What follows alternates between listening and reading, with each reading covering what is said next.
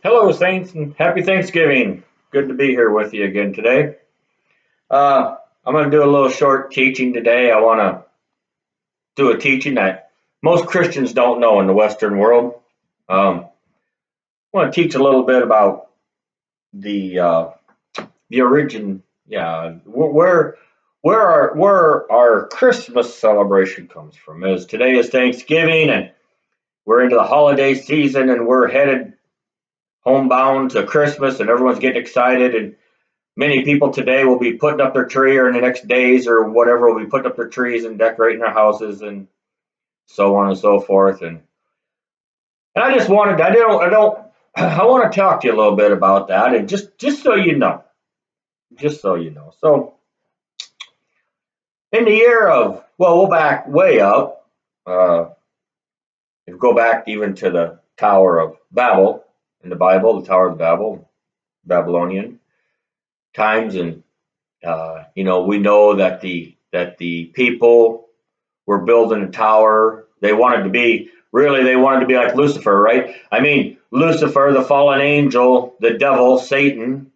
right? What was his biggest crime, or what was the reason that he got kicked out of heaven? Is because he wanted to be like God. He wanted to be equal. He thought he was equal to God. He wanted to be like God, and that's what the Babylonian people. That's what the people were doing. They built the Tower of Babel. Is they thought if they could build a tower big enough, they could be up as high as God. They could be like God. And God seen that, and so it says that he confounded them. He confounded their language. The way he split them up was he confounded them, their language. And so understand something. Let's say you and your brother are working side by side. You're building this tower. You're talking. You're having a communication. You're talking about mom and dad and the kids and the grandkids and this and that. And all of a sudden, boom! And now your words are a foreign language to him, and his words are a foreign language to you. And instantly, you can't even understand each other. I mean, I couldn't even imagine what that would be like. And so they were scattered, and all of a sudden, they were finding their own tribes that could understand each other because yeah, and so that's how tribes actually came to be. And but in those days, these pagans, when they were in those days, they had a god. I'm not going to go into all the details of how it happened. But we had Nimrod. It talks in the Bible about Nimrod and in Babylon, and anyways, and he died, and according to their tradition, he went up into heaven, or he went into the rays of the sun, or he went up to he was actually became the sun god. And then honestly, that's where our Sunday on our calendar come to be, was from the sun god. Is That's where our Sunday worship came from. Our it was pagan on the sun. We worship on the sun god day, and you can actually look at many articles actually in a lot of religions, in a lot of in Christianity and in Catholicism, and you'll see that big sun ray. Like in the Catholics, they have that Eucharist, and I don't remember what they call it, chalice or whatever they call that thing. That's not right, but it's that sun. It's really a representation of that sun god, and I won't get into all that. But so anyway, so Semiramis, which was Nimrod's wife, supposedly according to her tradition, of course, got pregnant by the rays of the sun, and of course, that represents, of course, a special pregnant whatever. But and so then she had Tammuz, and we read about Tammuz that there's a great abomination that the women were weeping for Tammuz, and Tammuz was a god, and so they worshiped Tammuz. They built, and he was born actually. He was born. So the truth is that Semiramis did have a son. I don't believe that she was impregnated by the sun rays, but she did have a son, and he was born on December 25th. And and so in the times of the Tower of Babel, they all worshipped this Tammuz, who was the sun god. They worshipped him. His name was Tammuz in that language. Well, when God came and he confounded their language, and they all had a different language. They all when they went different directions to different areas, because they were by their language is how they were identified, or whatever. So they became tribes, but they all took their pagan religion, their pagan belief of Tammuz, but whatever language, whatever. So in Greek, the word Tammuz is Zeus, and so there's many pagan gods or many pagan god names, but it's really the same God. It's just in a different language. So the Greeks, and that's what I want to focus on. So the Greeks, that same God who was born on December 25th, his name was Zeus. And so now coming to the year of 168 BC, 168 years approximately before Jesus was born, some approximately. So they had the temple, the Jewish temple or the temple of God, and they worshipped in the temple. And of course, we know that it was against the law of Moses or against the Torah to eat anything that was unclean. And of course, we know one of those things was the pig or the pork, that it was an abomination to the Lord. And so the Jewish people who followed that Torah were very serious about it. And keep in mind, if we are adopted in, keep in mind, folks, that if the Bible says, the New Testament says, we as believers have been adopted in. So we are the adopted sons and daughters of those Jewish believers. Jesus himself, of course, Yeshua himself was a Jew, of course, and all the apostles were Jewish apostles. And all the believers actually for the first 15 years of Christianity, or I don't even, they didn't call it Christianity, but all the believers for the first 15 years were Jews. It was the gospel went out to the Jews for 15 years.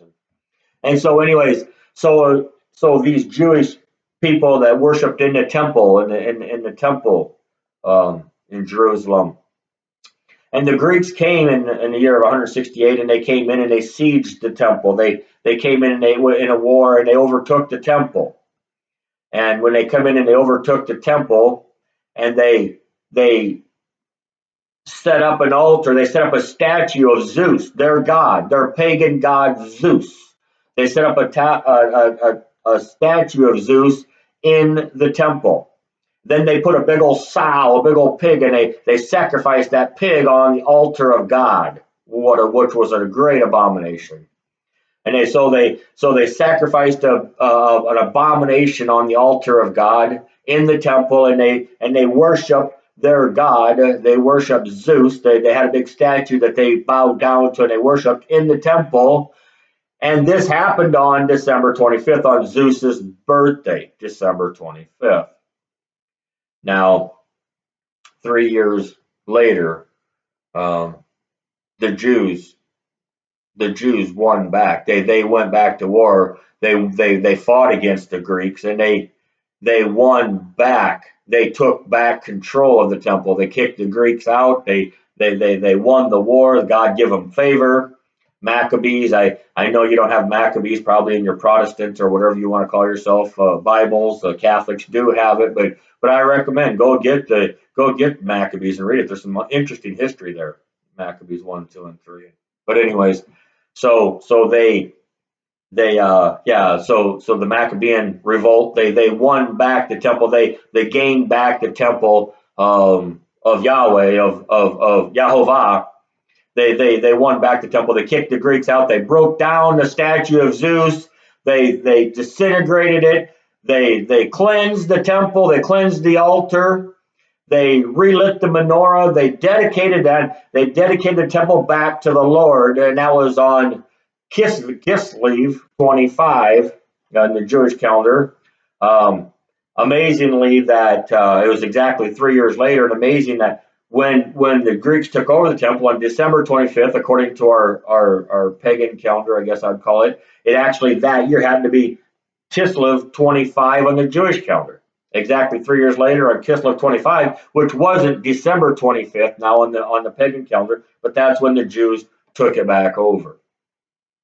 They dedicated the temple, and that's where the Feast of Hanukkah, the Jewish feast today of Hanukkah, that's where that comes from. It's the Feast of Dedications, or the Feast of Lights, the celebration of lights. That's where that comes from. Jesus in John chapter 9, John chapter 10, excuse me, Yeshua actually went up to the temple for the Feast of Hanukkah, which is kind of cool. Although, because this happened after Torah was written, after all the other feasts of the Lord were already described, it doesn't talk about in our instruction guide of the Torah. It doesn't talk about the Feast of Hanukkah, but it does in the New Testament, in John, like I said, chapter 10, Yeshua, it does say where Yeshua went and celebrated Hanukkah in the temple. So that's where the celebration of Hanukkah comes from. Was because they won back, I think in 165 BC or something like that. They won back. The Jews won back the temple that the Greeks had overturned.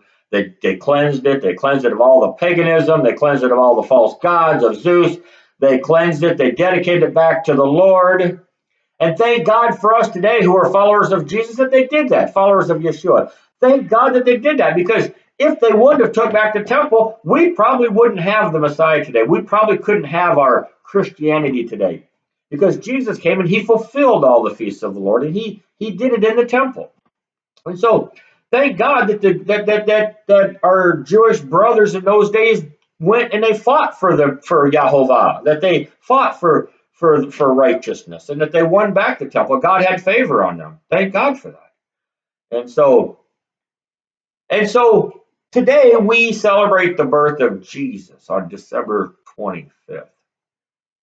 Uh, uh, Jesus wasn't born on December 25th. Yeshua wasn't born on December 25th.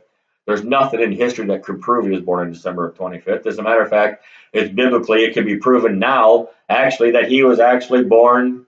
He was actually born during the Feast of Tabernacles. He came and he tabernacled amongst us, which would be in our pagan calendar around September. And that would be the birth of Jesus, or the birth of Yeshua. He was not born on December 25th. It was impossible for him to be born on December 25th. But there was gods born on December 25th, but they weren't our God. They weren't our God. So why do we practice? Why do we celebrate Jesus' birthday on December 25th? Well, we've got to go back many, many centuries, back to into the years of 300. This is the 4th century, between the years of 300 and 400.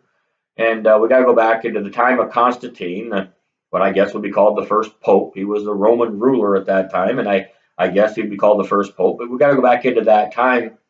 And Constantine wanted to make it his dad was a pagan priest. His mom was supposedly a Christian, which is doubtful, but supposedly his mom was a follower of Yeshua, and his dad was a pagan priest, and he wanted to keep peace in the family. It's probably more, I'm probably simplifying it, but basically that's it. So he mixed paganism and Christianity, or what we call today Christianity. He mixed it into one, and so that's the God that we follow today. That's the practices that we follow today. We follow these pagan practices, and we call it the following of Yeshua, or Jesus. And so that's where we are today in Christmas and Christianity. And most people that I tell this, most Christians that I tell this to, and I have all kinds of proof of it, they say, well, it doesn't matter because God knows my heart. The Lord knows my heart, and they know that I'm not celebrating Zeus. I'm not celebrating the birthday of Tammuz, or the birthday of Ra, or the birthday of Zeus. I'm celebrating the birthday of Jesus. And even though I'm doing it on the wrong day, who cares? And okay, well, that's pretty washed down, I suppose. I mean, if you have an enemy, and I don't know, if you're really a true Christian, you won't have enemies, is the honest truth. But most people, I would say, you have that enemy, or that one person you absolutely despise, or maybe that whatever. But could you imagine? If I want you to think about this from the point of Jesus's mind, or Jesus's place, if we would, yeah, that's kind of crazy to say that, but can you imagine your worst enemy, your worst adversary? Could you imagine it if your worst adversary, his birthday or her birthday was on a certain day, and then everyone says, "Well, I'm going to celebrate your birthday on that day, on their day. I'm going to give you honor on the day of their birth." Can you imagine how offensive that would be to you? But nevertheless, that's what we do, and we justify it by saying that, because we don't want to give up our traditions of man, and our churches all do it. The churches put up the Christmas tree and the decorations and all that, and we put up the baby Jesus in the manger, and we do all that on December 25th. So how could I go against that? And now my family is used to it, and how can I now go back and tell my kids that we can't do that? And what about all the presents? And then how am I going to do that to my children? That wouldn't be fair to them when everyone else is doing it. And so we just keep doing it, but we justify it. We say, well, that's okay. Okay, maybe what you're saying is truth. I don't even know. I'm not even going to go and investigate it. I'm not going to look into it at all because it sounds crazy, first of all. And second of all, even if it is true, God knows my heart, and I would never worship another God. I would only worship Jesus, baby Jesus. And I'm going to celebrate his birthday on December 25th. And even if that isn't the day he was born, in my heart, I'm celebrating his birthday. And unfortunately, I believe that it's as it describes, I think in Timothy, it's another Jesus. I don't believe that it's the true Messiah that we're celebrating. But nevertheless, that's a different story altogether too. But what I wanted to talk to you about today was with that, as the celebrations come and as we get ready and so on and so forth, and as we're getting ready to decorate the house, and everybody's going to have fun, and we're going to light up the house and do all the things, and then we're going to put up that tree, and that Christmas tree, that beautiful Christmas tree. Well, I wanted to show you something in the Bible that a lot of you don't know. In Jeremiah chapter 10, it talks about that Christmas tree. Many years, how many years was Jeremiah? Did he write his letter before Jesus was born? And yet, isn't it amazing that Jeremiah talks about the Christmas tree centuries before Jesus was born? So if we say that the season of Christmas was about Jesus, we're really stupid because it was talked about. Jeremiah talked about the pagans did it for years, for centuries before Jesus was born. So Jeremiah chapter 10, I want to just read a few verses to you. Hear the words of Yahovah speaks to you, house of Israel. Here's what Yahovah says. Don't learn the ways of the pagans. Don't learn the ways of the pagans. Don't be frightened by astrological signs, even if the pagans are afraid of them. For the customs of the people are nothing. They cut down a tree in the forest. A craftsman works it with his axe. They deck it with silver and gold. They fix it with a hammer and nails so that it won't move. I wanted to talk to you about this. This is what I want to put in your mind. I hope that this goes into your mind. I hope this goes into your soul. I hope this goes into your dreams. I hope this goes into every time you think about the Christmas tree. This is all you can think about. If that would happen, I would feel like I fulfilled my duty to Yahovah today on this Thanksgiving Day. What that means when it says that they decked it with silver and gold. So, in the days that on December 25th, when they celebrated the birthday of Tammuz, the birthday of Ra, the birthday of Zeus, if you was a Greek, what they did was they took gold and silver. They made it the solid gold and silver, they made it into balls. They made it into round balls, silver and gold balls, and those were the replica of the testicles of Zeus or Tammuz. They were the testicles of their god. That when they hung those things on that tree, they were taking the testicles because they said that this god was so special. Keep in mind that Semiramis, which was the mother of Tammuz, was the fertility goddess. That's where Easter, that's where the bunny comes from at Easter time. That's where because she was a goddess of fertility. She was a sex god. So at Easter time, which is the spring equinox, the vernal equinox, or I'm not exactly sure that word, but it was the spring equinox. So it was a celebration of her fertility. It was a celebration of Semiramis' fertility, and the egg, the Easter bunny was all replicas of her Easter eggs, of her vagina and her uterus. That's what it represents. So when you get to Easter, remember that. When you have the Easter bunny and Easter eggs, remember that. But in the fall, or in the winter solstice, in the winter, not the fall, I'm sorry, the winter solstice was a celebration of the male fertility, the testicles of Zeus.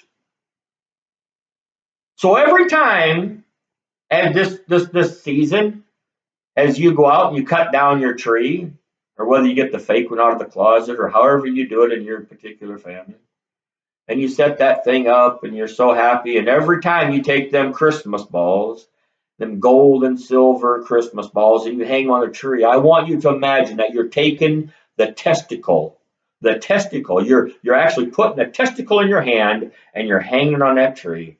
And I hope you have a wonderful Christmas. Thank you for watching.